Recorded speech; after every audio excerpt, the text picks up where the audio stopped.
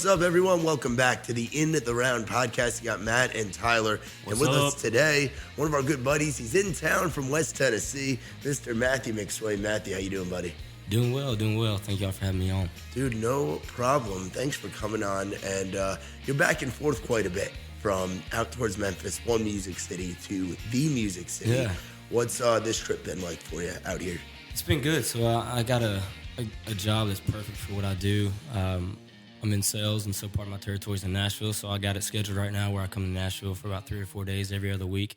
Last week I was here as well, and this week just having out that schedule. So it's been good. I usually try to get here and work during the day and write during the night. So work during the day and night.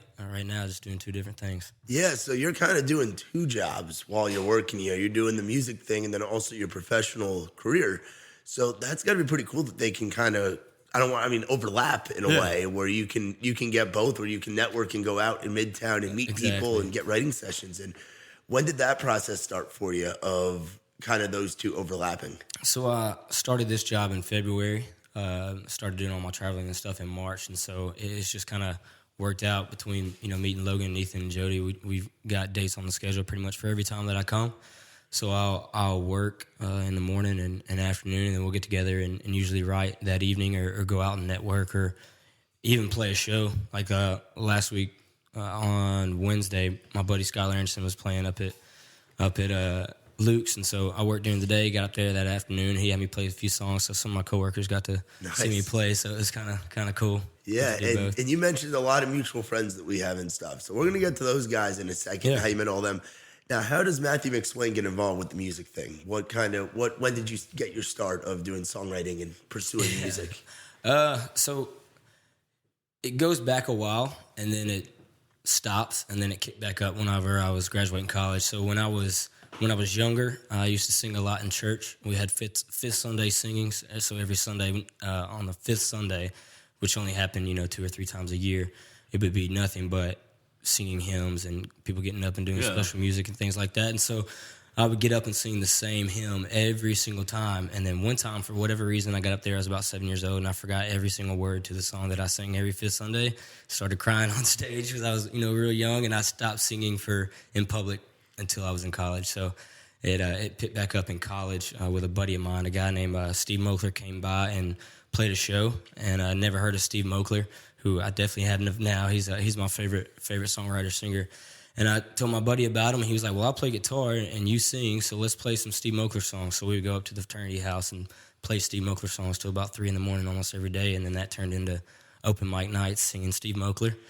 And then we moved apart. I moved down to Memphis. That's when I got my first guitar in 2015, and I was like, if I'm going to keep doing this, I better start playing myself.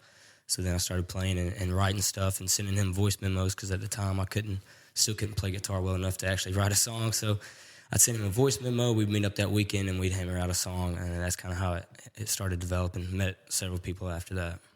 Damn, dude, that's pretty cool. Now, what fraternity were you guys in? I was SAE, Sigma Alpha Epsilon. All right. Yeah, at Union University, which is a small private Christian school in West Tennessee, so it's not the party stories that you're thinking of. Surprised that a Christian university allows Greek life. Yeah, we only had 3 of them. And the cool thing about it is we're still really, close-knit and intertwined with the university itself and kind of what it does. So we had a bunch of philanthropies and did a lot of stuff, work around the community and in the school too. So you kind of got the national, fraternity life, but you also got to still live out the Union University, I guess, mindset. So yeah, no, that's awesome. Yeah, that is cool, man. And now, when did you start coming to Nashville?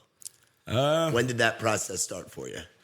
So the first time that I actually did something musically in Nashville would have been in September or August of last year. I had somebody hit me up and asked me to play a football kickoff show.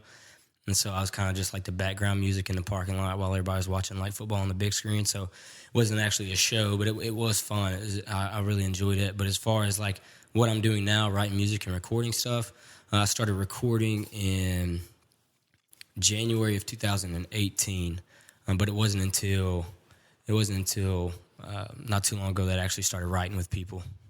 Okay, that's awesome. And now, something about Nashville, people like to party here. Yeah. It's a wild scene, and we've had some nights out together, and you've gotten to see some of that. What was your first night that was like kind of hazy for you?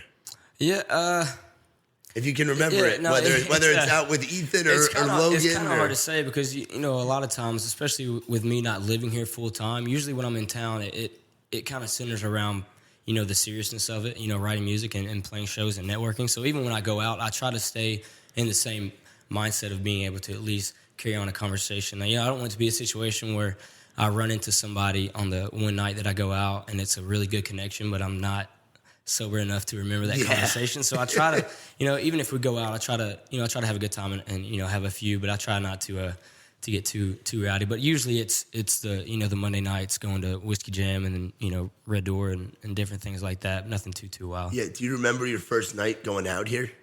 Yeah, I do. The first night that I went out with like with buddies and stuff. I saw a lineup at Whiskey Jam, and of course I was new to it, didn't know a whole lot of people. But whenever I hit up Logan and Jody and them, they actually knew a few people that were playing. So we got to go up there and listen to it. I can't remember off the top of my head who was playing that night, but the first time that I actually like went out was at Whiskey Jam. Okay. Yeah. Which is completely different than downtown. Yeah. Which I prefer Midtown. Yeah. I know Tyler prefers Midtown as well. I prefer not as many people. Yeah, or at least it being local, which is what's so cool about the way this town works. The networking is you can make just as many, like going from the professional lifestyle to the musical lifestyle, which is very much the opposite in terms of networking. Like you're dressing up and you're doing your thing professionally, and then networking in the music scene here in Nashville, you're having a beer or having a cocktail with somebody hanging out at Red Door. Like a dive bar with smoke clouds everywhere, you know? Exactly. But it's still it's still a quiet enough. You can find a place in Midtown that's quiet enough to where if you want to get off and talk music or, you know, build that relationship, you can get off and have a conversation over beer, where it's not as easy when you're downtown on Broadway and in those live band situations, which has its own, you know, its own cool thing. You get to hear live music, and if I didn't like live music, I wouldn't be doing what I'm, you know, doing here. So I do respect that side of it too. And talking about the music, first concert you went to? First concert I went to. The only thing that sticks out, Big and Rich came to it's called like Skull Bones. It was like this really honky tonk bar. It was like an outdoor venue. Sounds country. Sounds country. It was in the middle of nowhere, and of course I was really young, so really what I just did the whole time was run around and play with other kids that were around there. But that was the first like big concert that I remember. But like I said, my dad is a pastor, and so we had a lot of Southern gospel quartets and Southern gospel shows that were actually coming to like our church and things like that. So growing up in the church, how much do you think that influenced you with music and with writing and all that kind of stuff? Yeah. So with Southern gospel, there's a lot of soul. There's a lot of harmonies. There's a lot of, you know, writing. Just a Mountain Dew, y'all. Don't worry. The writing itself is all serious, you know, and so that's kind of given me, as far as writing songs, I try to, you know, there's a time and place for writing funny songs, but, you know, when I'm writing a song, I try to, at some point in that song, if not the whole entire song, I try to have there be a moment that is clever enough, catchy enough, or, you know, heartfelt enough to where as soon as the song is over, they want to listen to it again. So I try to write that way, if that makes sense. No, it definitely does. You're good at what you do, man. For a guy that's not quite here yet, and a lot of people that I've seen talk to you, and that I've even said this, like the moving to Nashville for you. You're able to do it right now where you're living out in West Tennessee and doing your thing and doing what you got to do and still do the music thing. What's that commuting back and forth like? So it's been really cool because, you know, a lot of times whenever I get up here and we start writing, we already know generally what we're going to write about, because while I've been home for the week before, you know, I've come up with ideas. Jody and Ethan and Logan, people I write with, will send me ideas, and we kick around these melodies. And some of them I've already written half the song while I was home. And so whenever we get up here, it's kind of like we already have these ideas. We'll still kick around ideas. You know, what have you guys come up with? And then usually we settle on something that we've already been talking about or discussing. So it's kind of getting in that mindset before I even get here of knowing what we actually want to do when we write that song. Where's your ideal place to be writing? Are you a guy that writes in the car on your drives back and forth? Are you a guy that's hanging out somewhere country in the woods and writing? Are you sitting at your office desk and writing? Where are you most creative? Yeah, it's a little bit of everything. You know, inspiration can hit anywhere, and it's changed. You know, the first few songs that I wrote when I was working at Enterprise downtown Memphis, which is just right down the road from actually the Mississippi River, and you know, there's plenty of places down there to go park and walk around in the park and stuff. And so, I would go on lunch break, got an hour lunch break, and I would go down there and just park by the river, and that's where I wrote Moonshine, which was one of the first songs on. It was actually the first song that I finished, and it's on the EP that I came out with last November. So a lot of my inspiration at the beginning was, you know, writing outdoors and just in like a tranquil environment and stuff like that. But now, as far as like ideas and stuff, yeah, I spend a lot of time on the road driving with my job. So I have a lot of ideas. My phone's full of, just like everybody else, my phone's full of voice memos and notes and things like that. But I could be in the shower and think of something, or literally, you know, laying in bed at 1 o'clock at night, and I'll do like a quiet, raspy voice memo on my phone because I don't want to wake up my roommates. And the next morning I'll wake up. And in a haze, I'll be like, you know, that was a really good idea. Or I'll be like, why in the world did I wake up to sing that at 1 in the morning? It's like a blessing and a curse because your mind's just always going. I've heard Logan talk about that a lot. Yeah. Where his mind is just going all the time with ideas of writing or just music or just melodies and things like that. Like, that's got to be pretty crazy. Yeah, it is. You hear phrases and things that people say, and it gives you an idea of, dang, I need to write a song about that. I wrote a song last week called Coming or Going, and it was not necessarily about what my mom used to say, but my mom, anytime that she would be pulling the driveway when I was leaving, she'd be like, are you coming or going? Wanting to know, you know, did I just get here or am I heading out? And so you kind of hear these sayings, and then you put a play on words, and you take that saying and turn it into a song. So it's really cool to be able to do that. Yeah, no, absolutely.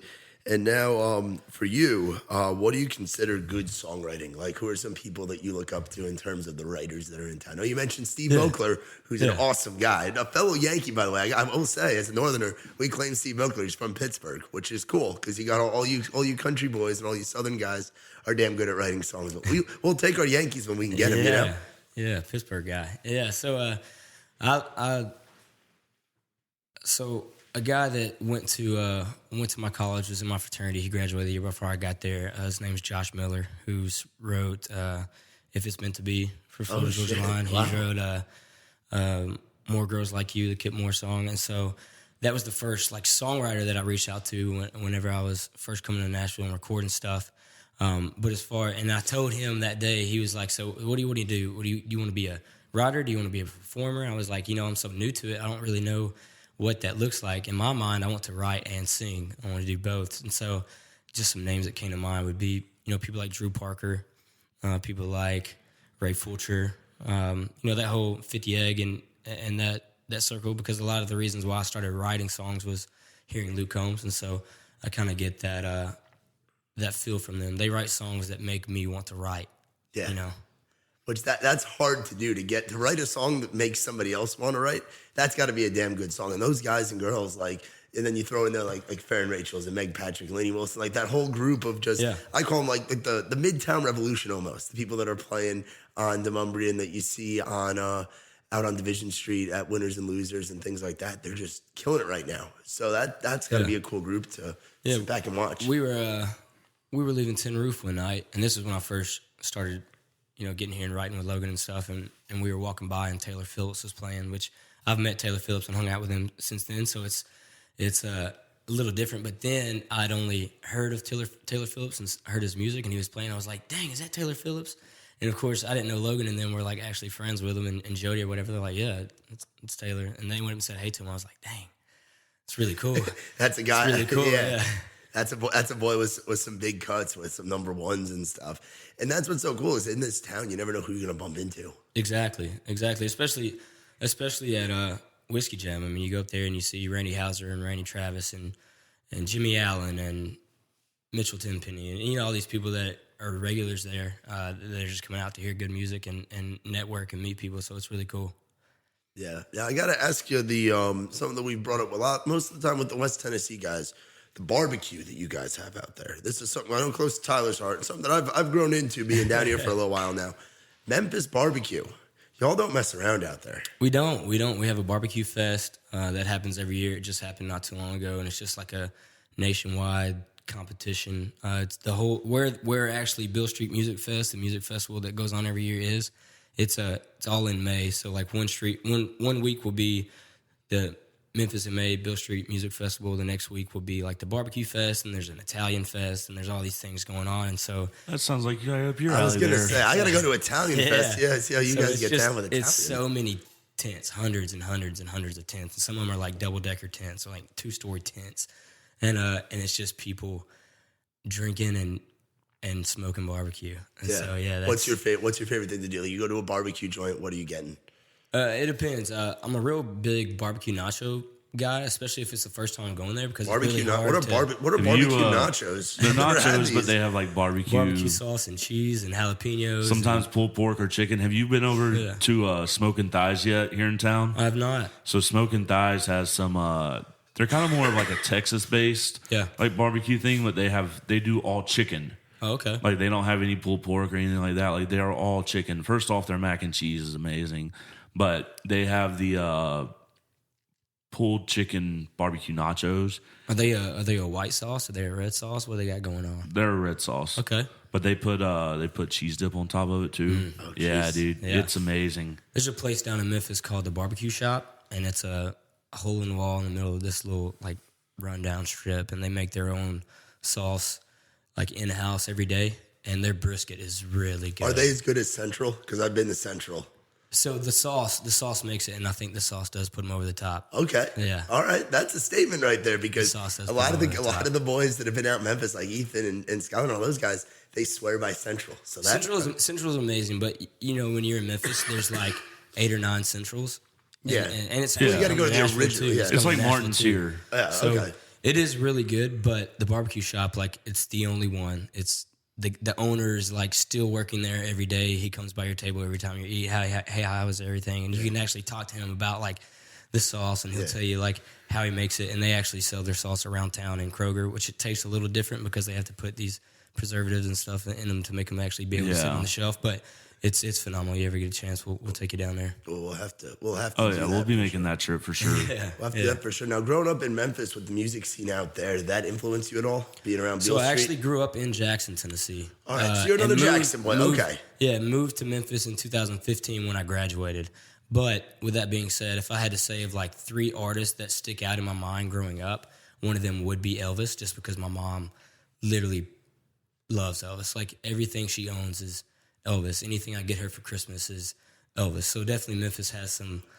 What's the most obscure Elvis item that she has? Most. But you're like, obscure. Mom, I can't believe you have that. I don't know. It's just- Bobblehead, license plate, poster. Well, one thing I got her last year was this clock on the wall, and the clock moves the bottom half, so his legs just swing like he's dancing, but it moves like that's how it keeps time, is his legs swinging. So that's pretty cool. It's right there by our desk at home. Okay, that's cool. A hip swinging Elvis clock. Luke Bryan will probably have one of those clocks by the time he's all said and done. Yeah, He's he living will. in his damn skinny jeans. So Elvis, who are some other influential artists for you growing up? So she was also a really big Kenny Chesney fan, so we listened to a lot of Kenny Chesney going up and down the road. And then there's a Southern gospel guy or band called Brian Free and Assurance, and so my Those guys are amazing.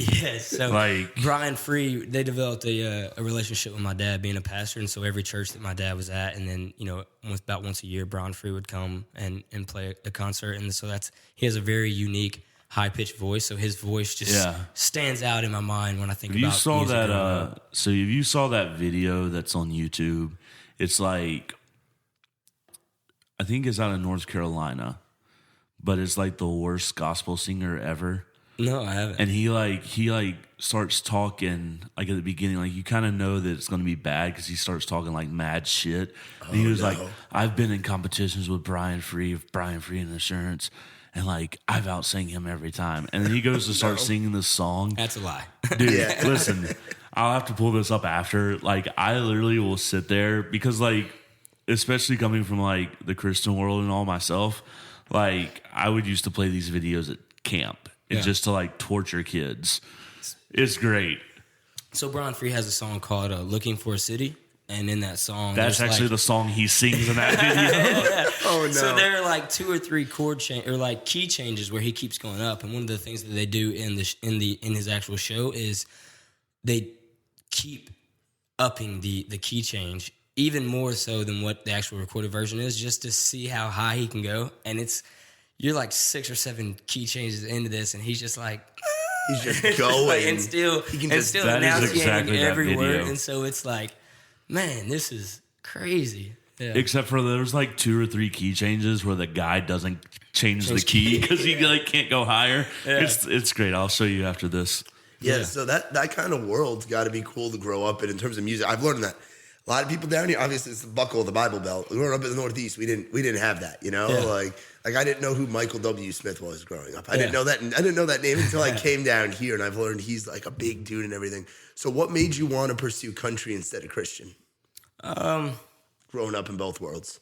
Yeah, probably just, I don't know. One of those things, being a pastor's kid, you either want to grow up and be a pastor, or you want to grow up and you just don't want to be a pastor at all. And I was in the don't want to be a pastor at all. Like, obviously, I mean, I still go to church and I still, keep my faith, in the forefront of my life as best I can. But it was one of those things where, the spotlight's always on you, especially as a preacher's kid. Like, anytime you're running in the hallway when you're not supposed to be running through the hallway, and they're like, and that's a preacher's kid running through the hallway of the church. And it's like, I just didn't want to do that. And Also, country music anytime really, like you mess up, like they're like, oh, that's your stereotypical preacher's kid, yeah, exactly, or PK exactly. as they call it. And a lot of country music, they kind of have, they're Christian or gospel like country music out there all the time, which is why I love country music, because you can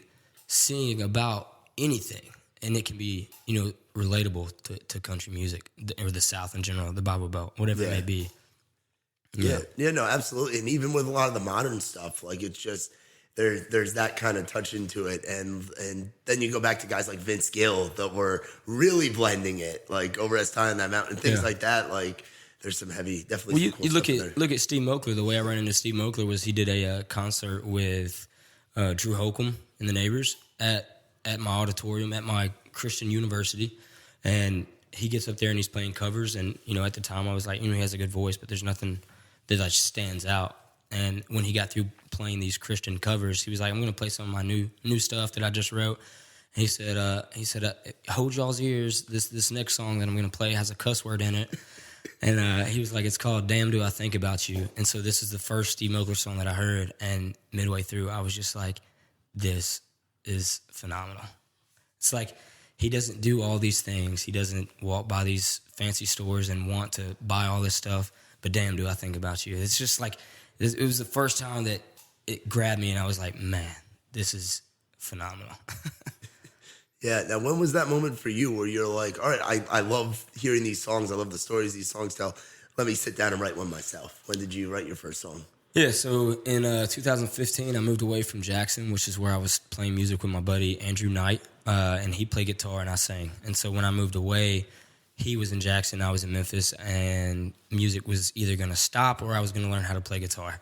So I picked up a guitar, got a guitar for my birthday in 2015, and started learning how to play, started doing these covers and things like that. The first cover that I ever put out was Hurricane. Okay. And nobody knew I sang, and so it started getting shared and shared and shared, and like a week or two later, like it was over like 10,000 plays on Facebook, and like everybody's like, oh my gosh, I didn't know you could sing and stuff like that. And so it got to a point where I was doing these covers, and I was like, this is cool and all, but maybe I could try to write my own stuff.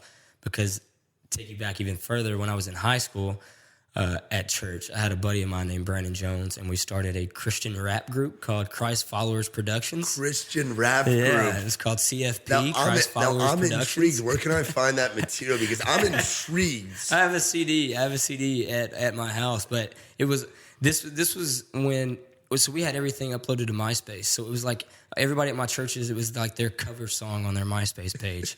And it was me and Brandon, and the cool thing was it was like instrumentals from like well-known rap songs, like Yo Gotti and Young Jeezy, like these trap rap songs, and we would take the instrumentals and write a song about Jesus. So I was writing songs then, but it wasn't until after college when I started, actually taking it serious and writing country songs. Who's the Christian rapper you and Coda always talk about, Tyler? Which one? There's 'Cause one that you guys. Lecrae or Toby Yeah, Mac. Lecrae, Lecrae. yeah. There's one that you guys always talk Yeah, about. it's Lecrae, like the 116 click. I didn't realize that Christian rap was like a thing. Oh, yeah, Until I dude. got down here, and then I started listening. I'm like, oh, this is actually really catchy. Yeah. I and mean, they found Lecrae was top Billboard, like overall. Whenever he releases an album, like it seriously makes waves across every like community. Like it's not just like he's the first Christian artist. I think since DC Talk did it back in the '90s with Jesus Freak and all that, like crosses platforms Jesus that Freak, well. yeah. Jesus Christ. Yeah. So Lecrae does a really good job, and I don't listen to Lecrae. I haven't listened to Lecrae in a while. I don't listen to it as much as I used to, but Lecrae does a good job of coming out with music that is not only Christian but secular as well. So you could listen, you can reach such a wide variety of audiences. So like someone who's not big into Christian music could listen to Lecrae and be like, I could listen to this. Yeah. Down the road with my boys. Also, he gets guys like Metro Boomin and like all those guys to produce his stuff. So he's not just like calling out like Christian guys to help him produce stuff. Like he's getting the guys that are producing, for Lil Wayne, G-Eazy, like all those guys. Blending it, yeah. It's Yeah, really cool. and He's not afraid to go into the secular world. no, and he's for- caught a lot of crap for that too. Like there's been shit shows of like people being like, I can't believe you to like even associate with this guy. Like there was a time where like there was a rumor going around that he was going to be doing an album with Kanye. Oh, wow. And he lost a ton of fans, but he also gained a ton because now you're putting the Kanye fans into his bracket. Like Yeah. as No, far that's as like interesting. marketing and stuff like that goes, like the way he crosses over genres is brilliant. That's cool. So you were a Christian rapper for a hot minute. How long did that go on for? 'Cause I'm honestly intrigued. Man, Matthew McSwain, the Christian rapper. Only for Drop us some bars about a real year. quick. Nah, Come I on. can't do that. It's been too long. Yeah, it was probably a couple years in high school. And looking back, if you listen to it, you'd probably throw it out the window. But at the time, it was cool, and all of our friends thought it was cool. And it's your creativity going up.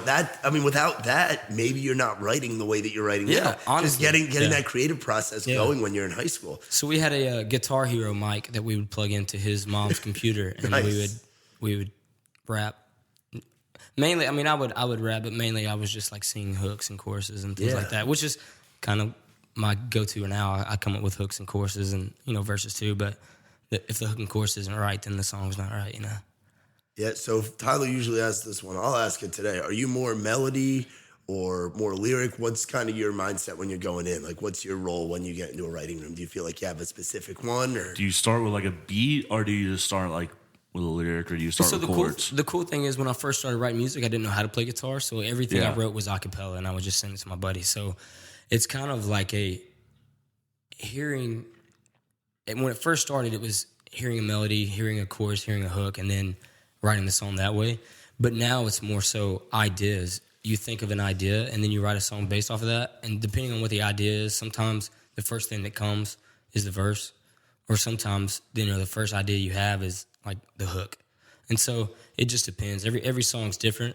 At the beginning, I would probably say I was writing choruses first, but yeah, now it's more so just centralized around the idea of a song, the hook of a song, and then what do you want the verse to be about to get you to the hook? How do you want to get to the hook? yeah, it's just the goal of getting there. You kind of set like a line or like a pinpoint further down, and it's how do you build that point, which I've seen you do. I've been able to be in the room for like a couple times when you've been hanging out with Ethan and Dave or some of those guys and writing. And that's a cool process. Now, what's going on for you in 2019? I know we're halfway through the year, a little bit more than halfway through the year at this point. Damn, time's going by fast. Yeah, I know. But what were some of your goals coming into this year, and what do you got going forward as we creep towards the end of 2019? Yeah, so came out with my first single in September of last year, and then came out with a full 5-song EP, which had that single on there in November of last year. And I recorded that with a good friend of mine, Thomas Toner, who is how I know, Carly Rogers, who, because he produces Upchurch, so that's how he met Carly. How did you meet Thomas Stoner? Yeah, so a buddy of mine called Chucky, his name's Chuck Cadden.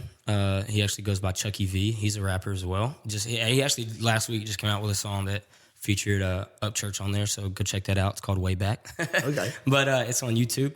But anyways, he hit me up and he was like, "Hey, my buddy Thomas, who produces my music, is kind of wanting to venture out and do some more country stuff. He'd be interested in hearing some of your stuff. So I sent him some stuff, got in contact with him, and then that's how we came up here. And at the time, I wasn't working this job now. So when I came to Nashville, it was like once every other month. Yeah. And so it took forever to record those 5 songs. But once we got them out and got them going, then those came out, those 5 songs. And then in December, we started recording some singles. So I came out with 3 singles beginning of this year. And then since then, getting in this group that I'm in, it's just a lot of songwriting. That's really what I'm focusing on right now, which I messaged Thomas the other day, and we're going to get in the studio before too long and try to start demoing out, because we have like 15 or 20 songs probably that come to mind that we've written, here recently, and just trying to see what kind of vibe we get in the studio and see which one we want to roll with. Because in today's day and time, you know how it is. People are putting out singles left and right, just trying to get those playlisted, trying to get those listens to. So I think I'm going to try to get a few more singles out, or maybe a small EP, like a 2 or 3 song EP, just to get those out. Yeah, what's that mindset like? Of me and Tyler were actually talking about it yesterday. Going singles versus a 5 or 6 song EP. What's your thoughts on something like that? Yeah, so I think it's really good for an artist like me or the artists that are coming up to do singles, because you can push one single a lot harder than you can a whole EP. It's easier to digest one song than it is 5 songs. If you put out 5 songs, or you put out 5 of anything, you have 5 choices of dessert, it's going to be, some people get this, some people get this, some people get that. Whereas if you put out one song, everybody can share that one song and everybody can listen to it and build up anticipation for the next single. And, you bring in a playlist where you can submit your songs to get put on playlists on Spotify and get them heard that way. So you can only do one at a time. So if you're doing an EP, you can't do all 5 songs. You can only submit one.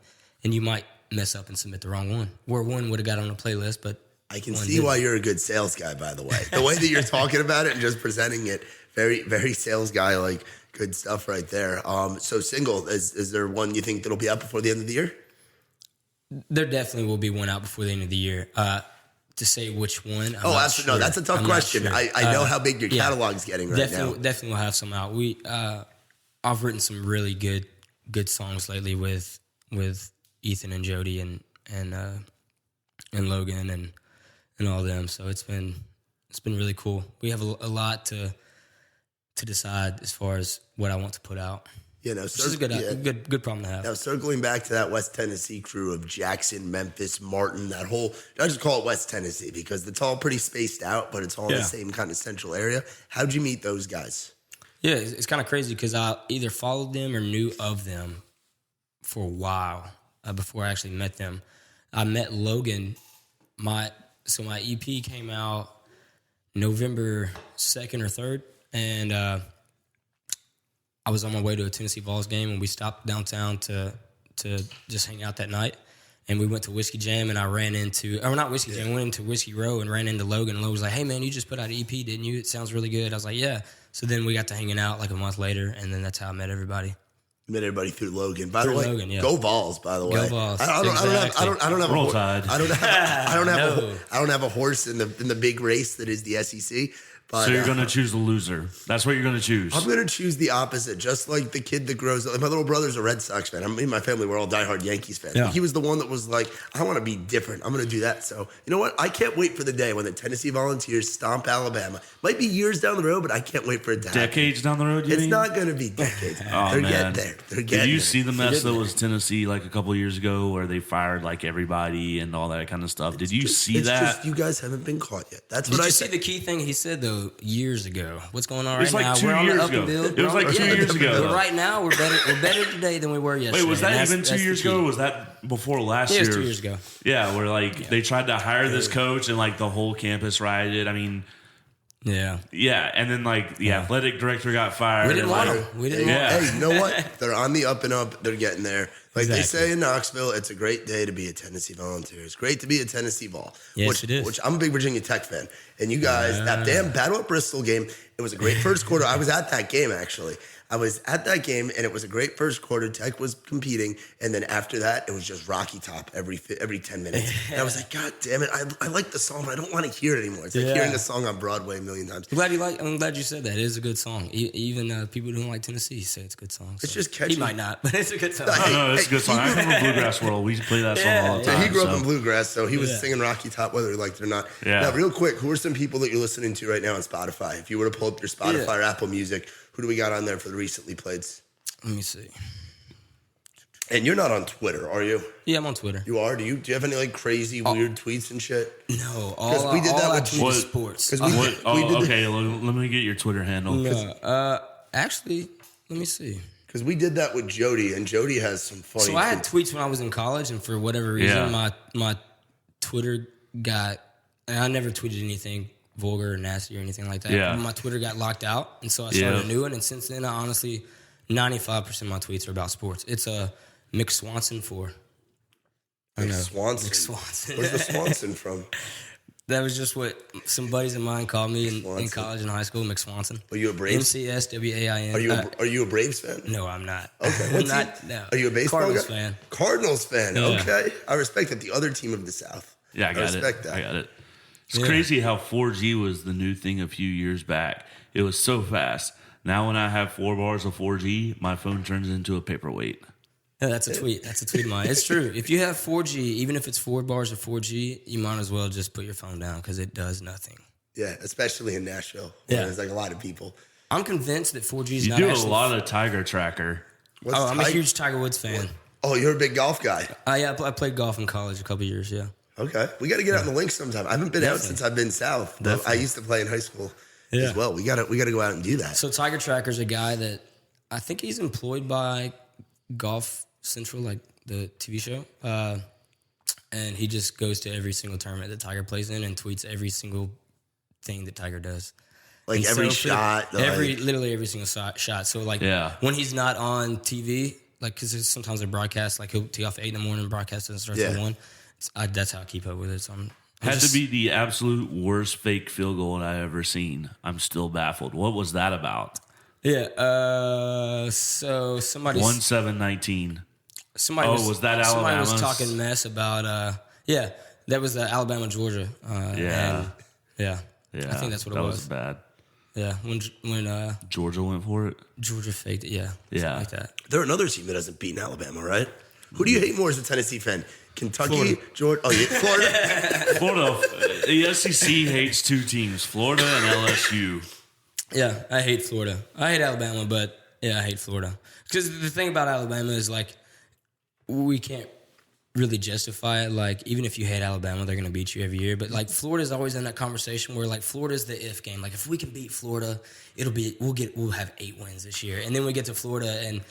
Because usually you play terrible teams at the beginning of the year. Yep, so you play like your 3 cupcakes. or 4-0, and then you play Florida. And it's like, if we can beat Florida, and then we can get some momentum going to SEC play.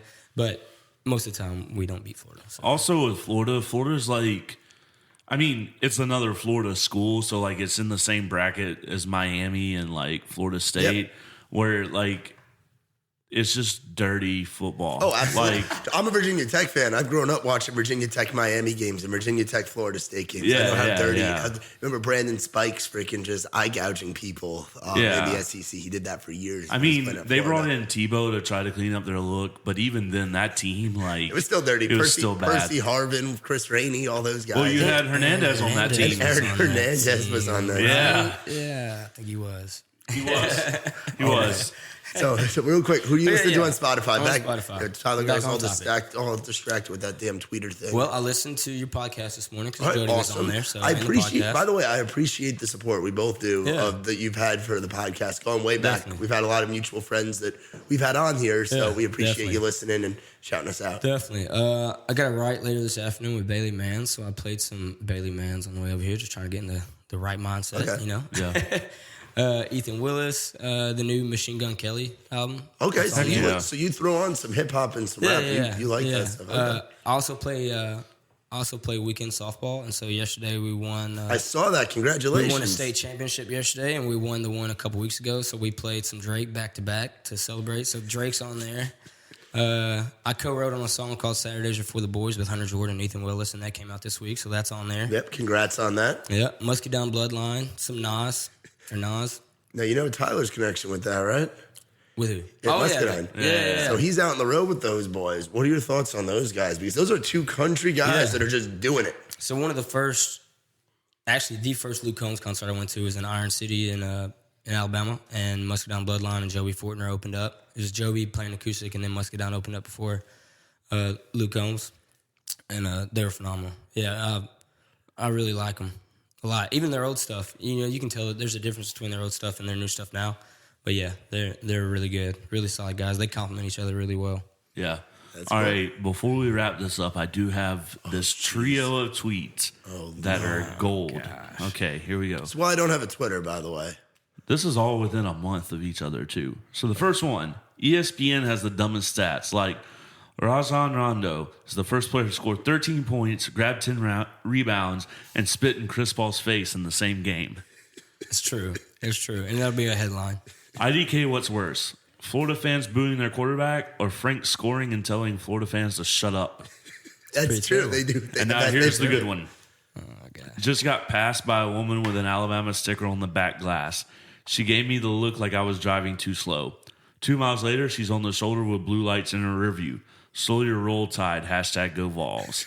Slowly roll tide. That's gold. That was good. That was good. That's a good one right there. What if people follow you on Twitter? Where? Yeah, where? Nick Swanson 4. I also have an Instagram. Yeah, what? Matthew Yeah, what- McSwain.music, I believe is what it is. Got a Facebook too, Matthew McSwain Music. So Awesome, yeah, man. you can find it all there. Now we're gonna have you grab the guitar. What song you want to play for us today? Probably gonna play a song that I wrote with my buddy Ethan. I also wrote with Jody and my buddy Joseph Melishevsky. We wrote a song called "She Got Over Me." Yeah, I've heard this one. It's Yeah. it's a freaking banger. Yeah. That's what I love too. I love being around what you guys do as songwriters. And just randomly, I'll get a text from Ethan, or I'll get a text from, say, Tyler, or I'll get a text from Dave, or some of our other friends, and it'll just be a work tape. And I'm like, oh boy, I got something new to listen to on the way home. And it sounds good, dude. It's awesome. So Appreciate it. Keep doing what you're doing, bro. Thanks for hanging out with Yeah, us. it's been awesome. Thank you guys for having me. It's a bucket list. No bucket list. Oh Yeah. shit! Hear that, Tyler? We're on somebody's bucket. Usually, I'm my on first podcast, Hey, you know? usually, I'm on a shit list, not a bucket list. So I'll take what I can get. Yeah. Tyler, another one in the books, brother. Yep. Where can people go to find us? You can go to Instagram, In The Round Podcast. If you want a personal page, it's at Matt Burrill, at Just a Wandering Tyler. Does it sound like wandering or wondering? Don't ask me. All Yeah. the Speak time people ask Alabama. me, what am I, are you saying whatever or whatever? I'm like, yeah, that's what I'm Yeah, saying. yeah. And And, saying think or think? I'm like, yes, I'm saying think. You're Southern English. And then Facebook, In The Round. We don't have a Twitter yet. Oh, Tyler's in the process of wanting to make one though, and I'm scared of what's going to be on there. That's all you. That's all producer Tyler freaking putting all this stuff. See, on if we there. have an In The Round podcast, we're just going to like roast people on Yeah, it. we're just gonna roast. Oh, yeah. it. Tyler's got like 4 troll accounts, by the way. He had 5, but one of them just got reported and Yeah, taken I away. really went after So old. if I get any requests after this, I got to be on the lookout. It might be It might be a Tyler Lassard I troll haven't done account. that to anybody yet. Like Yeah. I'll follow you on my personal account, but I haven't went after anybody yet on the podcast. He went after Old Town I went Road. after Old Town Road really heavy the other night, and that account called a lockout Oh, yeah, block. you got a little flag. Yeah. Yeah, Oh man. I didn't get a flag. I got a ejection from Twitter. Oh, no. Like I do not have access to that account anymore. So Well, yeah, so be on the lookout for Tyler's troll accounts. Matthew McSwain, check him out. Instagram, Twitter, Facebook. You got the EP out. You got all kinds of stuff, and hopefully a new single out sooner rather than later. Definitely by the Exactly, end of the year. And now here he is with one that he wrote with some of our good buddies. This one is called She Got Over Me. Thanks for listening to the In the Round podcast. roll tide. There was a knock on the door this morning. Thought, who the hell could it be? It was a suit and tie man with a stack of papers from the state of Tennessee.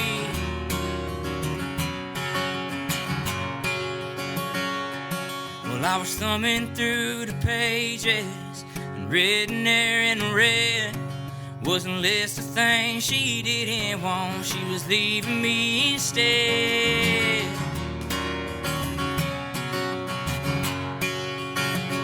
Well, I got the house on 20 acres, and I got the keys to the truck in an old bass boat strapped down to a 12-foot trailer. I got the frames on the wall, the couch, the dog, her designer shoe collection. Got more than I could ever need. She got over me.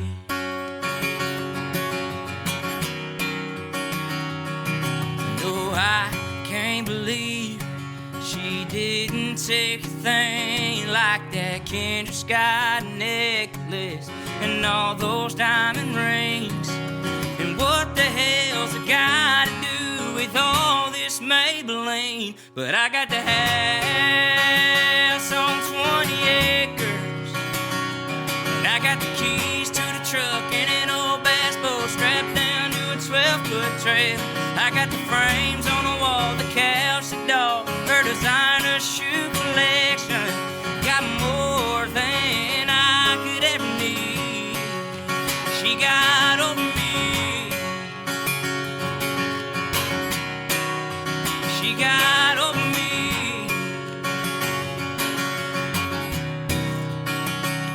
I got the house on 20 acres, and I got the keys to the truck and an old bass boat strapped down on a 12-foot trailer. I got the house on 20 acres, and I got the keys to the truck and an old bass boat strapped down to a 12-foot trailer. I got the frame